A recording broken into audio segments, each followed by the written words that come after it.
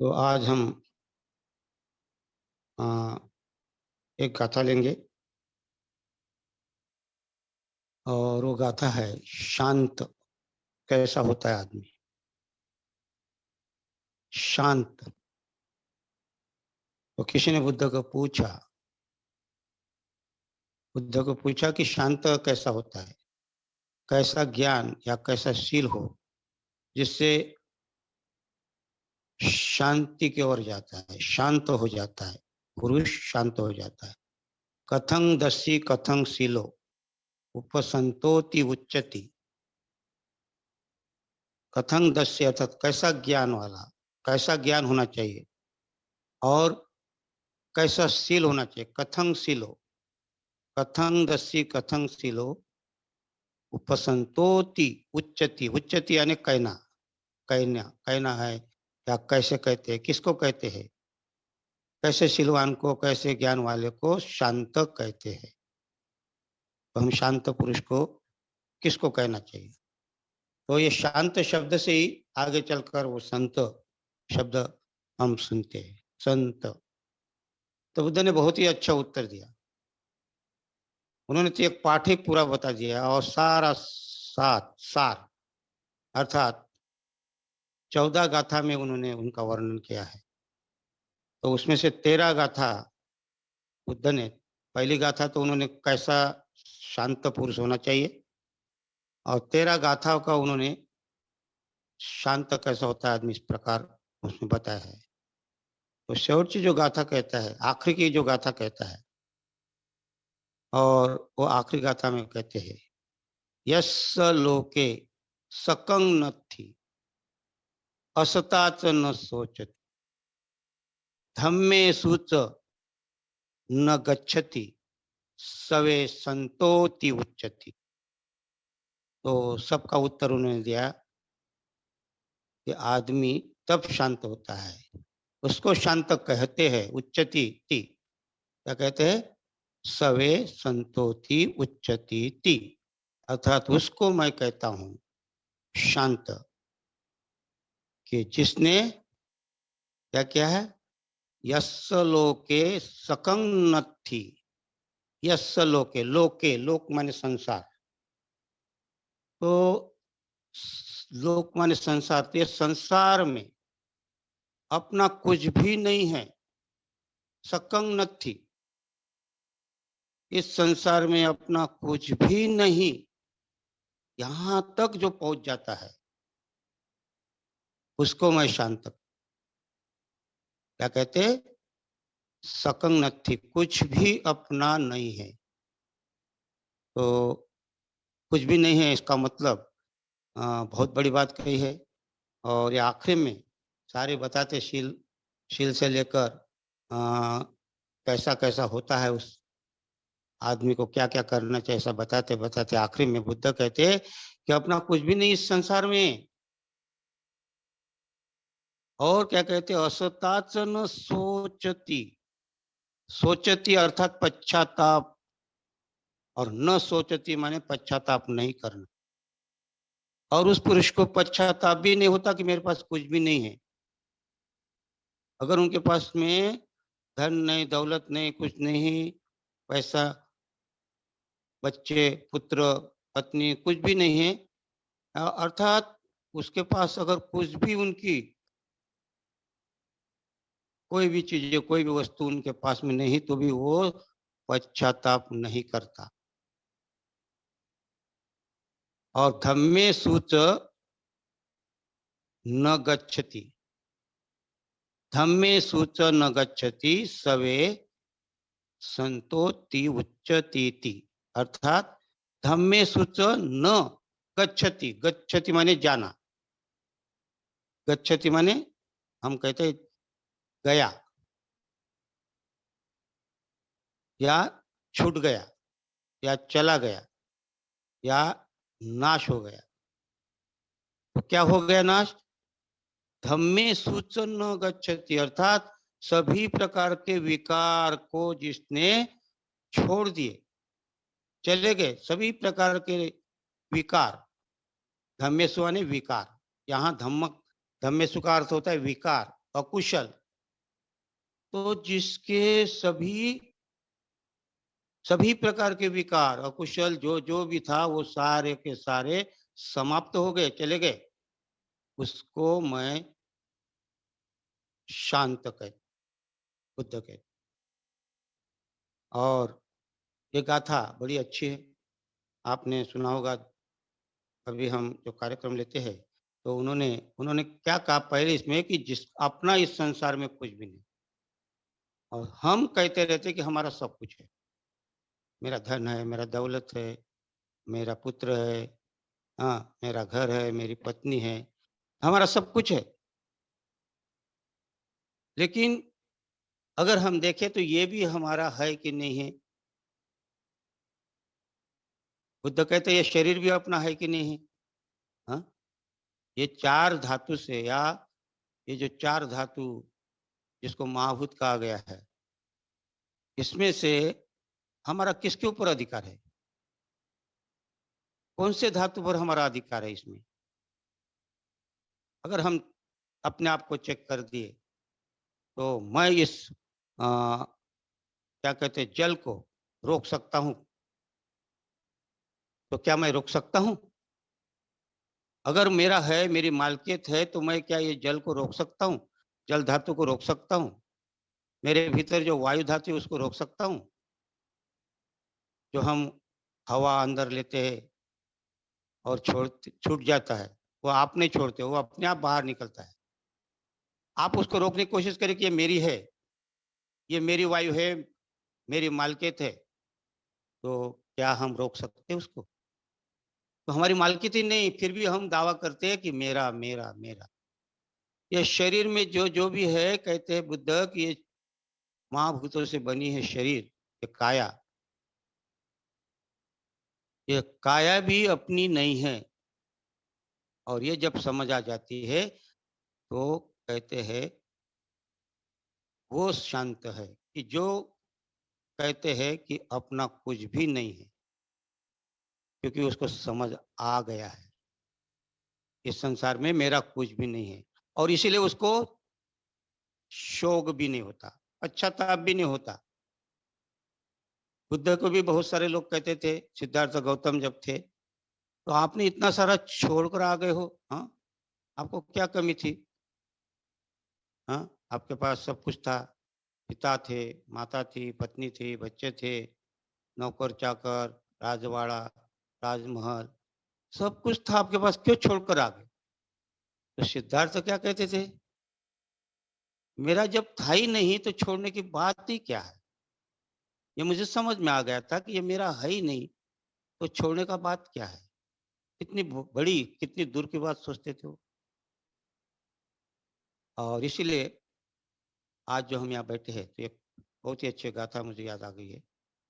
एक लाइन है, वैसे बहुत ही अ, गोरखनाथ नाम सुना होगा आपने। गोरखनाथ ये उधर यूपी के तरफ के ही प्रचारक थे, बहुत बड़ा प्रचारक थे। और ये गोरखनाथ, गोरखनाथ अगर नाम सुना होगा आपने, नाथ पंथ, तो ये नाथ पंथ कहाँ से आ गया? गोरखनाथ ने बहुत अच्छी बात कही है। गोरखनाथ ऐसा कहते हैं उसका जीवन पता नहीं कहाँ से कैसी कैसी कहानियां लोगों ने लिखी है, असली कहानियां गायब कर दी है, और उसको कहते गोबर में उसका जन्म हुआ। गोबर अर्थात खातू, जहाँ फेंक देते अपन कचरा, रद्दी फेंकते हैं, उरकुंडा, या उसको हम कहते हैं जो गंदगी रहती है उसमें फेंक देते हैं, खातू, हाँ, जहाँ गोबर वगैरह कचरा वगैरह सब हम डालते हैं गांव के बाहर, उसमें उसका जन्म हुआ कहते हैं। अब उसमें जन्म हुआ, अब देखा जाए तो पहला जो इतिहास था, अगर देखें हम, तो बच्चे कैसे भी पैदा हो जाते थे, कोई नाक से हो जाता था, कोई कान से हो जाता था, अभी नहीं होते। हाँ, उस समय होते थे, अभी अभी नहीं होते। और पहले अगर देखे इतिहास, तो कोई नाक से निकल जाता, कोई कान से निकल जाता, कोई जांग से निकल कर उसे जरासन कहते थे। हाँ, कोई तो अपने शरीर से मैल निकाल कर उससे भी जन्म हो जाता। हाँ, अभी नहीं होते, हम देखें तो ऐसा ही गोरखनाथ को भी वैसे ही जन्म डाल दिया, किसी ने डाल दिया होगा गोबर के वो खातों के ऊपर बच्चा नाजायज होगा, ऐसा कोई होता है, उसको डाल दिया होगा, लेकिन उसको कहते हैं कि गोबर में उसका जन्म हो। जो भी कहानी है, लेकिन कहानी संत कबीर हो या गोरखनाथ जी हो या और ऐसे बहुत सारे बातें हैं। कहानियाँ तो असली कहानी छुप जाती है और दूसरा कोई भी चमत्कारिक कहानियाँ बता देते हैं। तो ऐसे ही गोरखनाथ ये नाथ पंथी थे और नाथ पंथ ये वज्रयान से निकला हुआ पंथ है। हम अगर अध्ययन करेंगे तो ये बुद्ध से आई हुई शिक्षा है और बुद्ध से आई हुई शिक्षा ये आज की नहीं है। बुद्ध ने जब उस समय अपनी शिक्षा 3 प्रकार की शिक्षा दी थी। उनमें से जो ध्यान परंपरा थी, वो ध्यान परंपरा वज्रयान इन्होंने अ, इसका डेवलप किया, विकास किया और ये वज्रयान परंपरा से अब हमारे पास में बहुत सारे ऐसे शब्द हैं कि वज्रयान महायान से निकला हुआ है और महायान तो बुद्ध जो स्थविरवाद कहते महासंगिक कहते अर्थात बुद्ध से ही निकला हुआ है। बुद्ध जाने के बाद में धीरे धीरे लोगों में भिक्षुओं में वाद निर्माण हुआ और वाद इसलिए वो निर्माण हुआ जो तत्व के कारण नहीं, तत्व के साथ किसी ने भी छेड़छाड़ नहीं की। पंचशील है, पंचशील है, आर्य अष्टांगिक मार्ग है, पारमिता है। उनका खाली अपने ही अपना ही कि मैं जो कह रहा हूँ ये सही है और मैं किस प्रकार का रहना चाहिए, कैसा मैंने वातावरण, कैसा मैं बर्ताव व्यवहार करना चाहिए, अपने रहन सहन के हिसाब से अपने बुद्धिवाद से ये उसमें वाद होते गए और उनका बुद्ध धर्म में हम देखते हैं कि ऐसे संप्रदाय निर्माण हुए। तो उन सबको जोड़ने के लिए नागार्जुन ने बहुत मेहनत की और उन्होंने एक ऐसा कहा कि कुछ नहीं है, महायान है, हम महायानी है। और महायान माने क्या होता है? महा माने बड़ा यान नहीं है, गलतफहमी है लोगों में। महायान माने बड़ा यान, श्रेष्ठ यान, ऐसा नहीं। महा से ऊपर कोई श्रेष्ठ नहीं। हम कहते हैं ना वो इंग्लिश में डिग्री जो तुलनात्मक क्या कहते हैं, गुड, बेटर, बेस्ट। और बेस्ट के ऊपर है क्या कुछ फिर? गुड बहुत अच्छा है, अच्छा से फिर तुलना करते तो हम उससे अच्छा कहते हैं, वैसा बेटर कहते हैं। और बेटर के बाद सबसे अच्छा कहना है तो हम क्या कहते हैं? बेस्ट। तो ये महा है, महा के ऊपर कोई नहीं है। इसीलिए महाकरुणा, हाँ, हम कहते हैं ना महामैत्री, हाँ, महामानव। अब उसके ऊपर नहीं है कोई शब्द। तो ये महायान माने कोई श्रेष्ठ नहीं कहा गया है। महा का अर्थ होता है शून्य और शून्य फिर ये कोई छोटा नहीं और कोई बड़ा नहीं, सभी शून्य में आते हैं। तो इन्होंने महायान अर्थात जाना वहां निर्वाण, जहाँ निर्वाण जिसको हम कहते हैं शून्य है, और इसी प्रकार उन्होंने वहां प्रचार किया। लोगों को धीरे धीरे समझ में नहीं आया तो महायान का बड़ा यान कर दिया और दूसरों को हीन यान कर दिया। हीन का अर्थ क्या होता है? हीन माने नीच नहीं होता है। बहुत लोगों को गलत फहमी है, हीन माने नीच, ना ही। उस समय का हीन माने छोटा, हाँ, हीन माने ऐसा कोई गलत शब्द नहीं था। बाद में लोगों ने उसको हीन माने नीच कर दिया, लेकिन ऐसा कोई नहीं। लेकिन महायान से जो शिक्षा निकले वो बोधिसत्व की शिक्षा दी है और ये परंपरा से फिर वज्रयान निकला। और वज्रयान अर्थात ध्यान के ऊपर उनका ज्यादा जोर, उपदेश नहीं, प्रवचन नहीं, ध्यान से ही अपना विकास करना है। और इसने बहुत तरक्की की। 7वीं सदी से 11वीं सदी तक भारत में वज्रयान बहुत जोरों पर था और इसी वज्रयान से निकले हुए ये नाथ पंथ है। आगे चलकर वो संत कबीर जैसे संत लोग हो गए, वो भी वज्रयान से निकले हुए हैं। और इसीलिए हम थोड़ा सा इतिहास ऊपर ऊपर भी देखे, कहीं गहराई में नहीं देखे। अगर उसका वज्रयान का हम इतिहास अगर पढ़ते हैं या अध्ययन करते हैं तो हमें पता चलता है कि ये दूसरा तीसरा कुछ नहीं, ध्यान परंपरा है। ध्यान से निर्माण हुई है। और फिर इस वज्रयान में 7वीं सदी से 11वीं सदी तक 84 सिद्ध हुए हैं। और उन 84 सिद्धों में से ये सब ध्यानी थे, ये सब अनिश्वरवादी थे। उनमें से ये जो कुछ, उसमें से 9 लोग बाहर निकले, उनको कहते नवनाथ।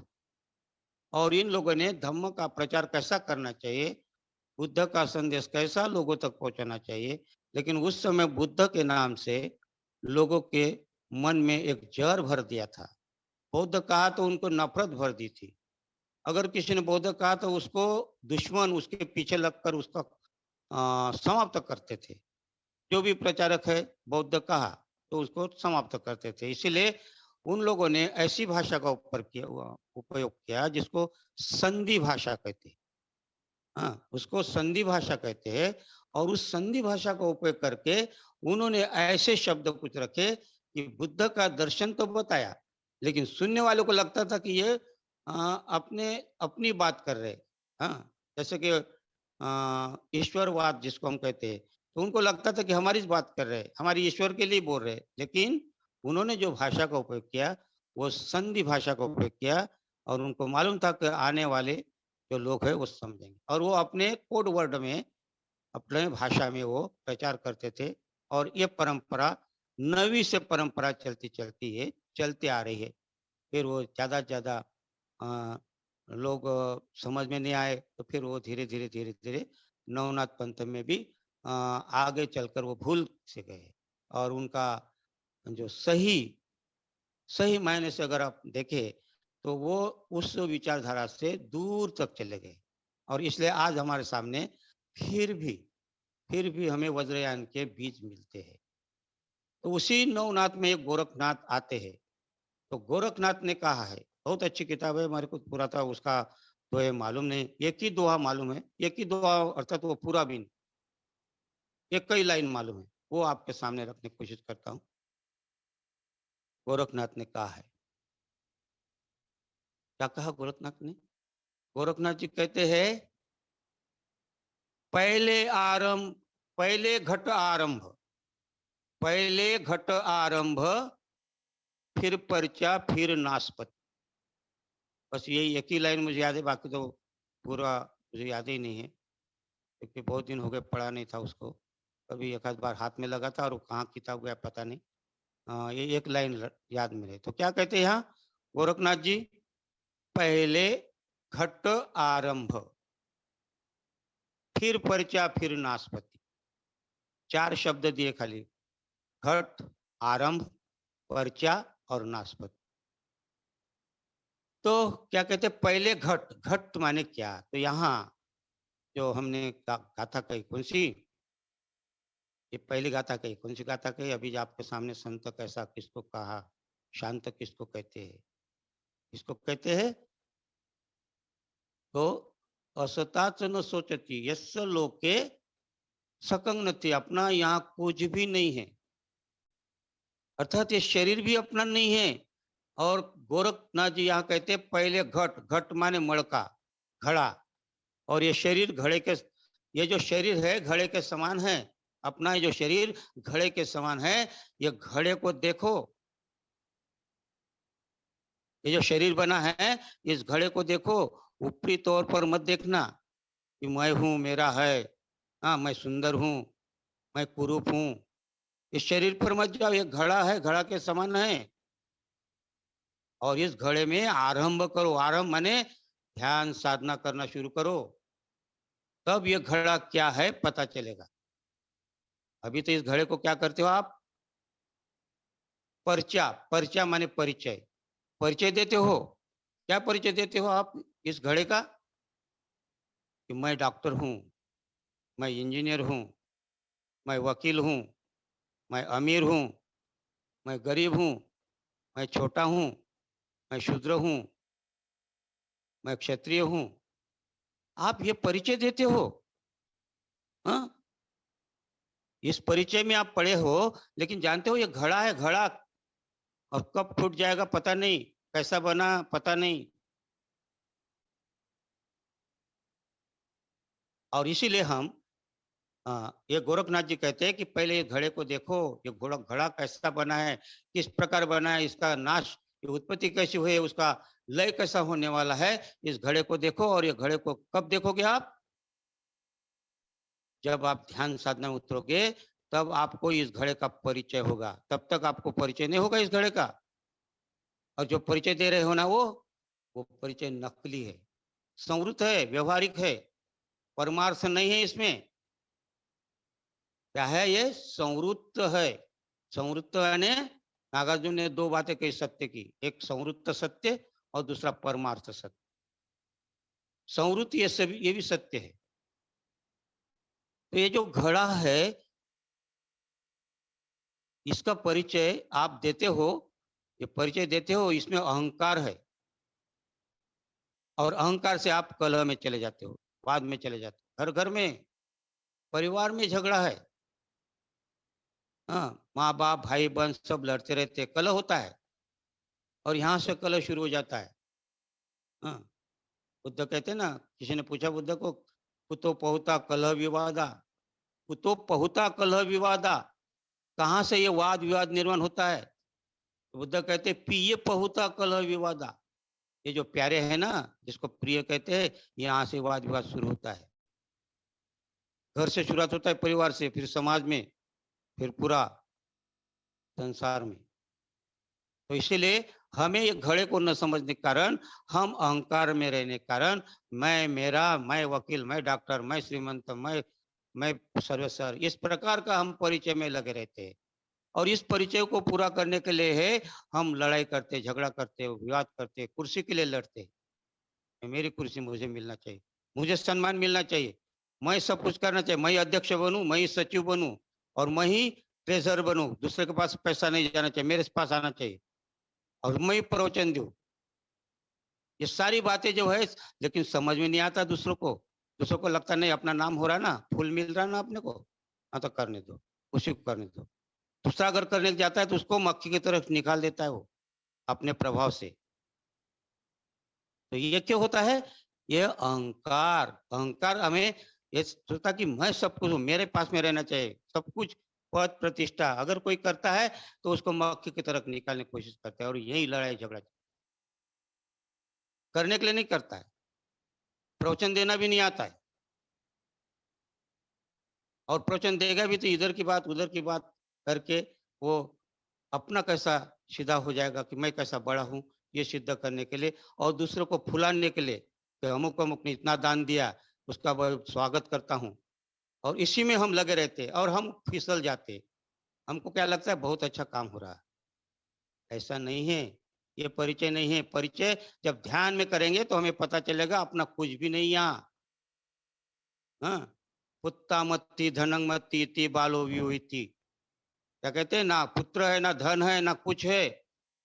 अत्ता यत्न नहीं, कुतो पुत्ता कुतो धनंग। अरे अपन अपने ही नहीं है तो कहाँ से पुत्रन, कहाँ से धन? और इसीलिए ये परिचय हम देते हैं। तो परिचय हमें ये नहीं देना चाहिए। तो हमारा परिचय क्या होना चाहिए? बुद्ध कहते, हाँ गोरखनाथ क्या कहते? पहले घट आरंभ, आरंभ कर ले, अभी ध्यान से शुरुआत कर, और धीरे से तुझे पता चलेगा, तेरा परिचय फिर श्रोतापन्न होगा, तेरा परिचय फिर सकृतागामी होगा, तेरा परिचय फिर अनागामी होगा, और तेरा परिचय फिर अरहत होगा। ये परिचय होना चाहिए। और इसलिए श्रोतापन्न बनना जरूरी। और इसीलिए हमारा सारा आटा पीटा है श्रोतापन्न की ओर रहना चाहिए। श्रोतापन्न के लिए हमें 3 बंधन तोड़ने पड़ते। तो हमें 3 बंधन तोड़ना है। और 3 बंधन तोड़ना अर्थात सत्य दृष्टि, पक्के दृष्टिकोण, कि मैं कौन से दृष्टिकोण में फंसा हूं। दूसरा, कौन सी कुशंका में फंसा हूं, क्या मुझे ध्यान से फायदा हो रहा कि नहीं हो रहा। और तीसरा, कौन से मैं कर्म कांड करता हूं, किस कर्म कांड में कौन सा पूजा पाठ करता हूं, किस तरह की पूजा करता हूं। ये तीनों बंधन पे अगर हम कार्य करते हैं तो ये हमारा सही परिचय है। तो गोरखनाथ जी क्या कहते हैं? तो पहले घट, अब ये घड़ मड़के को तुम जो है इसका पहले परिचय बनाना है, तो पहले ध्यान कर। और इस घड़े को, कच्चा घड़ा है, इसको मजबूत कर भट्टी में डाल। और जब भट्टी में पक जाएगा तब तेरा परिचय श्रोतापन्न होगा। और वो श्रोतापन्न हमें बनना है। तो हमारा परिचय होना चाहिए श्रोतापन्न। तो आए हम श्रोतापन्न बनने की कोशिश करेंगे और सही मायने से फिर हमें धीरे धीरे समझ में आएगा। क्या कहते हैं, असताच न सोचती, फिर हमें पश्चाताप नहीं होगा। जब हम श्रोतापन्न की ओर जाएंगे, श्रोतापत्ति फल प्राप्त करेंगे, तो हमें किसी भी प्रकार का पश्चाताप नहीं होगा कि मेरा ये है, कि मेरा वो है, कि मैं कौन हूँ, कहाँ से आया हूँ, सब जवाब मिल जाएंगे आप। तो आए हम इसके बाद में 3 बंधन पर कार्य करेंगे। 3 बंधन अर्थात मेरे में कौन से पक्के दृष्टिकोण मैंने पाले रखे हैं, मैं कौन से शंका में पला हूँ, अभी भी हूँ, और मैं कौन से शीलवत परामर्श में हूँ, कौन से कर्म कांड में फंसा हूँ। तो इसमें ही हम आज चिंतन करेंगे। तो बहुत बहुत धन्यवाद, आपका साधुवाद। और इसके बाद मैं धम्मचारी बोधि प्रकाश जी को सौंपता हूँ। धन्यवाद।